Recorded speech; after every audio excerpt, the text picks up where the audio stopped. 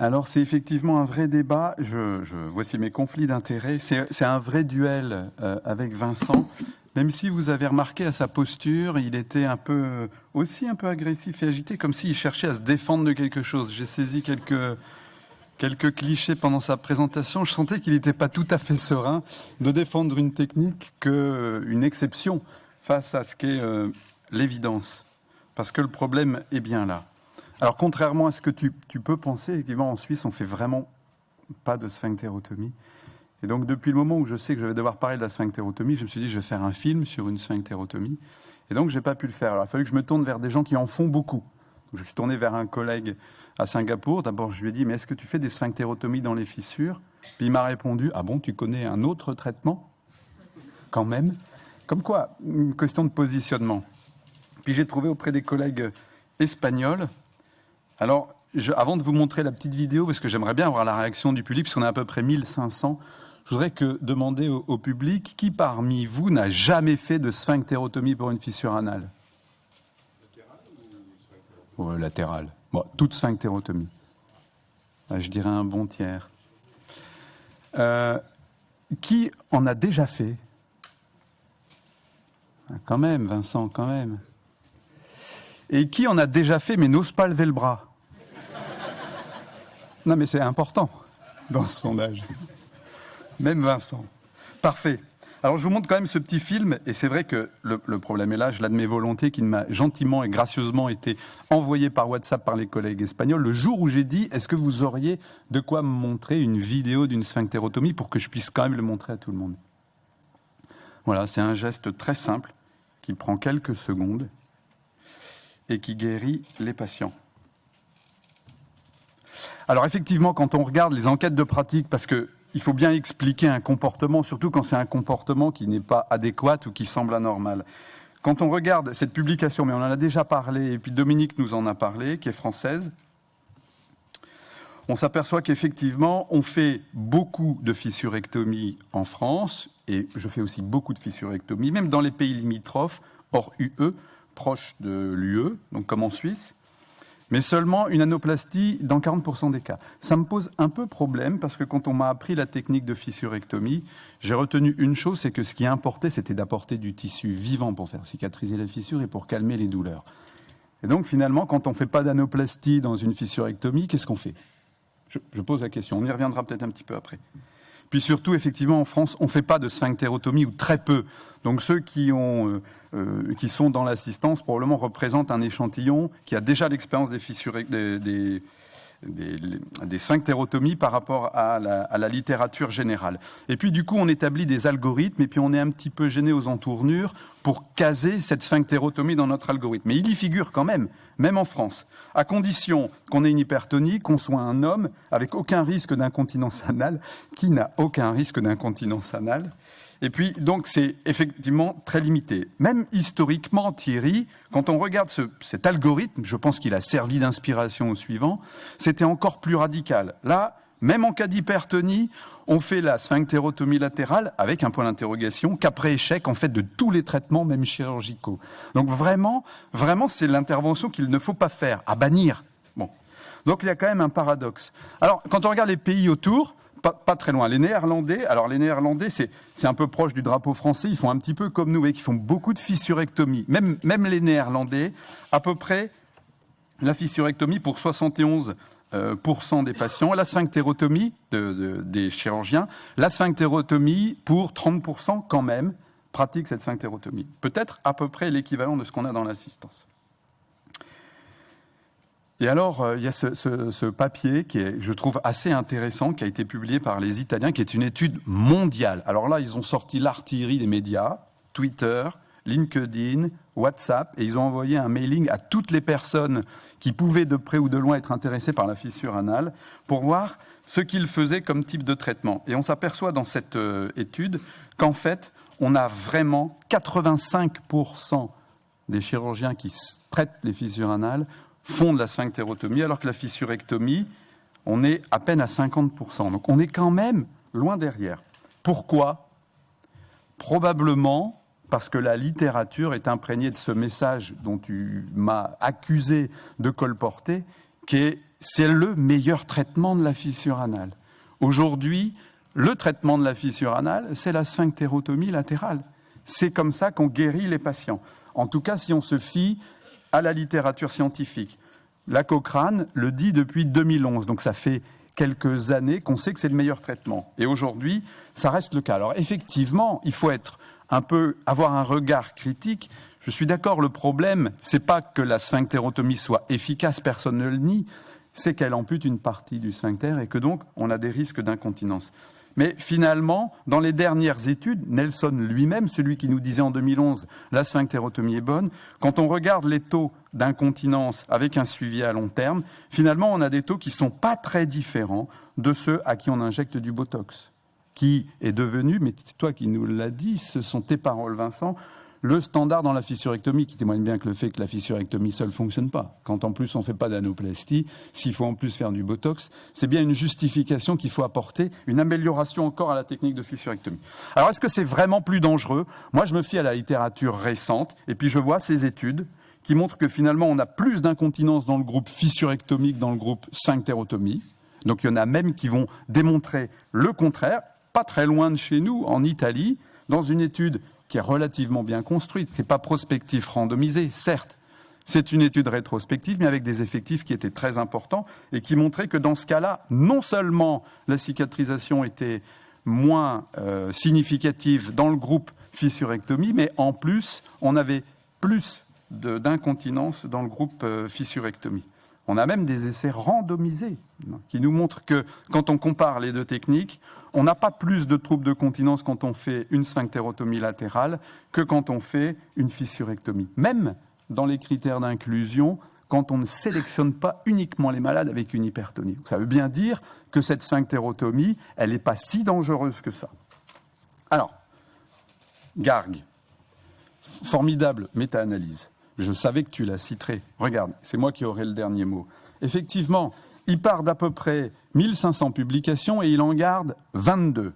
Donc moi, je connais ces gens dont le but dans la vie est de publier des revues et des méta-analyses, plus que de soigner des malades. Il montre qu'effectivement, avec un suivi à long terme, on a plus de continence disturbance, comme ils disent, c'est-à-dire perturbation de la continence. Alors je ne sais pas trop ce que ça veut dire, en tout cas, ce n'est pas un score. Et alors, quand on regarde les graphes, tout ça ne tient que par une publication qui vient de notre collègue Garcia Aguilar de Californie, qui montre qu'effectivement, dans son expérience, ouvert comme fermé, il avait avec un suivi à long terme, c'était une étude non randomisée, toutes les autres ne montrent pas plus de perturbation de la continence. Alors ça éveille quand même quelques questionnements. Puis il faut toujours garder un œil critique. Le Garg en question, il y en a plusieurs, mais quand on sélectionne bien, il a autant d'avis sur la fissure anale que sur le Covid-19, le cancer du plancher buccal et les revues systématiques sur le curage dans la gastrectomie. Autant vous dire qu'il connaît la fissure anale vraiment aussi bien que le barman hier soir après le restaurant. Alors, peut-être que finalement, mais là où je te rejoins Vincent, peut-être que c'est un problème de technique. Tu l'as mentionné, et là je crois qu'il y a un vrai problème. C'est-à-dire qu'on n'a pas standardisé la sphinctérotomie, et aujourd'hui, probablement, on aurait les moyens de le faire. Tu as cité cette publication un petit peu rapidement en bas de page, mais elle montre bien quand même que quand on fait des sphinctérotomies qui sont plus limitées, et non pas effectivement qui va de la fissure jusqu'à la ligne dentelée, mais qu'on la limite à la partie fibreuse de la fissure en regard de la zone fissuraire, même si elle est latérale, on n'a pas plus de complications. Cette étude coréenne est bien menée parce qu'ils ont fait à tous ces patients un examen manométrique avant et après, et ils ont comparé le fait qu'une hypertonie anale modifiait le pronostic de la sphinctérotomie, et en réalité non. C'est-à-dire qu'on n'a pas plus d'incontinence quand on a une hypertonie que quand on n'en a pas. Par contre, on a un petit peu plus de récidive dans le groupe des hypertoniques, ce qui témoigne bien du fait que la physiopathologie de cette putain de fissure anale, c'est une hypertonie, et que si on ne traite pas l'hypertonie de la fissure anale, on ne traite pas la fissure anale. Alors, moi je me tourne vers les doctes, les sages, le docteur Deparade, qui publie cette publication que j'avais lue en me disant quand même, c'est dingue, on m'avait appris que ce qui était important, c'était de faire l'anoplastie et ce lambeau qui vient recouvrir. Et lui, il nous dit, finalement, ça n'a pas d'intérêt. Mais Vincent, tu fais quoi quand tu fais une fissurectomie si tu fais pas d'anoplastie? Tu retires les petits bourrelets autour ou tu passes dessous? Mais si tu passes dessous, comme moi, tu coupes des fibres sphinctériennes. Parce que sous une fissure et sous la muqueuse de l'anoderme, il y a quoi? Il y a les fibres sphinctériennes. C'est pour ça que ce n'est pas tellement un duel entre nous, puisqu'on fait la même chose. Toi, tu fais une sphinctérotomie, et tu nous l'as bien démontré, dans le lit de la fissure, avec un examen pathologique, ce qui est très bien. Et moi, je fais la sphinctérotomie latéralement. Mais c'est ça qui soigne la fissure. C'est une évidence. Même les Espagnols l'ont compris. Donc, si on veut avancer, et si tu es d'accord pour un duel à la Suisse, c'est-à-dire qui se finit en compromis après 3 votations et 2 valises de billets, on peut proposer que pour avancer, pour statuer, il faut d'abord reconnaître que la sphinctérotomie latérale est le meilleur traitement chirurgical de la fissure anale. Et ça, c'est indéniable. Personne ne peut le nier, sauf mauvaise foi. Il faut aussi reconnaître que sectionner tout ou partie du sphincter est un acte porteur de risque. C'est indéniable aussi. Donc il faut bien définir ce qu'on coupe. Il faut probablement essayer de réfléchir à sélectionner les meilleurs candidats. L'homme, peut-être, disons, pas la femme qui a un sphincter plus fragile, et évidemment qu'il y aura d'autres événements dans sa vie qui peuvent mettre à mal sa fonction sphinctérienne, et l'hypertonie anale. Mais l'hypertonie anale, qui dans cette assistance d'experts peut me définir ce qu'est une hypertonie anale? C'est ça aussi qu'il faut qu'on définisse ensemble. Reconnaître les contre-indications. Je ne dis pas qu'il faut faire une sphinctérotomie à tout le monde.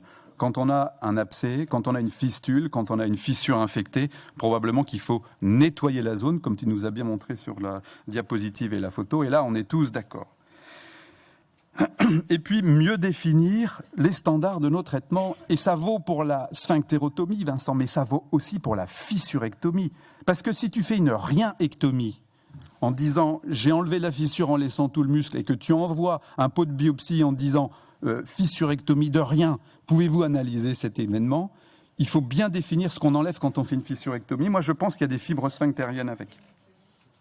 Donc, pour conclure, je ne suis pas certain que ce soit un vrai dissensus, parce qu'au fond, on est d'accord. Et puis, au sein de cette société qui est quand même sympa, je pense qu'on est forcément tous d'accord et que les dissensus se finissent souvent autour d'une bière au bar. Et là, je remercie au passage tous ceux qui ont pu nous aider pendant toutes ces années. Pour moi, c'est la 11e année pour ce CA. C'est un petit peu lourd à porter sur le plan alcoolémie.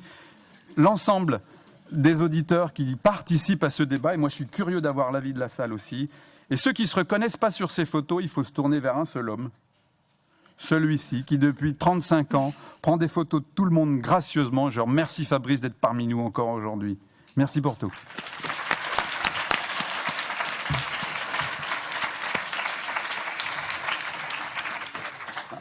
Bah, bravo. Bravo. Vincent, peut-être... Peut-être que j'aurais dû mettre une écharpe du PSEG. Est-ce qu'il y a des questions dans la salle? T'as été excellent. Ah, Ah, ils ont... Ah bah si, Dominique et... Oui, bon, bravo les amis, c'était super. Pour rappeler un petit peu les fondamentaux quand même, vous avez parlé donc sphinctérotomie latérale interne, qui est, je pense, ce qu'il faut faire, ce que je fais aussi, et surtout proscrire la sphinctérotomie dans le lit de la fissure. Quand même, on sait clairement aujourd'hui que c'est ce qui déforme l'anus et ce qui donne plus de troubles de la continence que la latérale interne. Hein. Je ne dis pas que c'est ce que tu fais, Vincent. Mais non, il faut vraiment proscrire la sphinctérotomie postérieure dans la lit de la fissure. Ça, c'est le premier truc. Et le deuxième truc, pour revenir à l'étude française qu'avait coordonné Laurent, là, qu'on avait publiée en 2012, fissurectomie avec ou sans anoplastie. Laurent, tu me corriges si je me trompe, mais on n'avait pas de différence. Il y avait juste une semaine en moins en termes de cicatrisation quand on faisait une anoplastie par rapport à la fissurectomie simple. Sinon, après, le taux de cicatrisation et tous les taux de complications étaient inchangés. Donc c'est peut-être aussi, moi personnellement, c'est ce qui m'a amené à faire de moins en moins d'anoplastie. Hein. Il y avait zéro différence qu'on la fasse ou pas par rapport à la fissurectomie. Je pense qu'on est tous d'accord quand on fait une fissurectomie sur les annexes, quand il y en a. Juste un commentaire, l'anoplastie, quand on les revoit à 15 jours, 3 fois sur 4, elle est complètement désunie. Tout à lâcher. Donc on les revoit plus à 3 semaines, on les revoit beaucoup plus loin parce que de toute façon ça sert à rien. Peut-être un argument pour dire que c'est pas très utile. Quelques infections à plus long terme sous le lambeau d'anoplastie. Et du reste, dans la littérature sur les anoplasties, si on regarde bien, il y a aussi une exception française parce qu'on est à peu près les seuls à faire des anoplasties muqueuses et la plupart des équipes qui font des anoplasties sont des anoplasties cutanées. Et pour ce qui est de proscrire la sphinctérotomie dans le lit de la fissure, le nombre de fois où j'ai entendu des médecins conseiller de proscrire qui ont changé d'avis 5 ans après, c'est une constante dans notre métier, donc je ne suis pas pour proscrire. Et j'en veux pour preuve que quand on a une fissure infectée, on est bien obligé de sectionner et on a effectivement parfois une déformation en trou de serrure qui peut être un souci. Et d'ailleurs, la section du sphincter interne, ça reste, c'est la raison de ce dissensus, le problème qu'on a chez bon nombre de malades. Je voulais dire un mot sur la définition d'une sphinctérotomie. J'ai entendu à Vilnius le mot myotomie, qui me paraissait assez intéressant. Le mot ? Myotomie. Pourquoi ? Parce que je pense que, Vincent, tu fais des myotomies longitudinales sans tout à fait le vouloir, mais avec la fissurectomie, il y a une petite myotomie longitudinale, c'est-à-dire finalement un amincissement du sphincter interne. Quand on a une fistule sous-fissuraire, elle est toujours dans le sphincter interne, pas forcément, elle ne le traverse pas forcément complètement. Et pour rejoindre Guillaume, la sphinctérotomie latérale, elle est toujours complète, mais sur une petite hauteur. Donc, est-ce que le mot sphinctérotomie, ça veut dire que je coupe toute l'épaisseur du sphincter, mais sur une petite hauteur ? Et les myotomies longitudinales que je fais dans la fissurectomie, plus ou moins en m'en rendant compte, c'est simplement un amincissement du sphincter. Est-ce qu'on pourrait peut-être changer le terme en myotomie complète sur 5 mm, 3 mm, enfin on la définirait dans son compte-rendu, versus une myotomie longitudinale ? Non, mais, alors c'est une très bonne remarque, effectivement, mais on a... Aujourd'hui, on ne repose que sur la hauteur d'une section complète de cet appareil sphinctérien interne, qu'on a bien du mal aussi à définir en hauteur, puisque c'est la continuité du muscle rectal. Donc on n'a pas vraiment de zone jonctionnelle, on se réfère à la ligne pectinéale, mais quand on fait de la chirurgie du bas rectum et qu'on fait des résections intersphinctériennes, bien souvent elles ne sont pas intersphinctériennes, parce que le sphincter il est dessous la ligne pectinéale. Donc on a un problème de définition anatomique de cette zone-là, et peut-être d'outils pour pouvoir l'apprécier. L'écho qu'on utilise, et alors moi je découvre ça ensuite, je trouve ça formidable l'écho, mais c'est pas suffisamment précis pour bien définir la hauteur du sphincter interne. Mais il faut qu'on réfléchisse à ça. On a peut-être les moyens de préciser ça. Myotomie, c'est probablement un terme plus adéquat que sphinctérotomie. Et est-ce qu'il faut que ce soit complet sur une certaine hauteur ou partiel sur toute la hauteur? Je n'ai pas la réponse, mais c'est pas la réponse. Juste une remarque et une question après.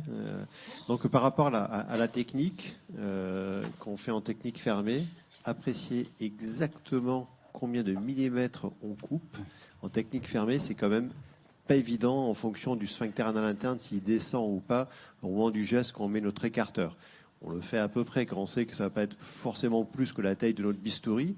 Et des fois, je pense que des fois, on coupe beaucoup moins qu'on espérerait couper de muscles en fonction de l'anatomie du patient. Donc, en dehors de faire une échographie pendant l'intervention, je trouve ça un petit peu compliqué. Et sinon, donc, c'est intéressé par au niveau de la fissurectomie, Vincent, donc vous faites à Saint-Jean une injection de Botox. Mais comme le Botox, c'est pareil que l'application de Topic, t'as pas envie de faire une étude où tu vas comparer application de Topic, inhibiteur calcique et Botox et voir si vraiment ça apporte quelque chose de faire une injection en plus ou non, c'est en cours peut-être?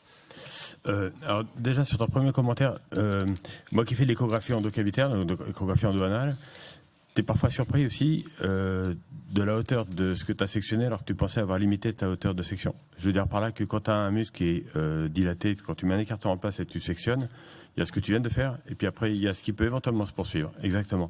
Et moi j'ai été parfois surpris en échographie par la hauteur de la section que je pensais pourtant avoir fait en sorte qu'elle soit limitée.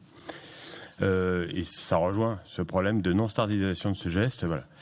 La deuxième chose, c'est que oui, mais même au-delà, on n'a pas d'études dans le service en ce moment sur ce sujet, mais tu as raison. Mais même au-delà de la fissure, je pense même sur les suites opératoires des hémorroïdectomies, les inhibiteurs calciques, comme ils sont bien tolérés, c'est sans doute un médicament qu'on pourrait évaluer et ça pourrait apporter quelque chose à nos patients. Je suis entièrement d'accord. Merci pour ce dissensus exaltant et brillant.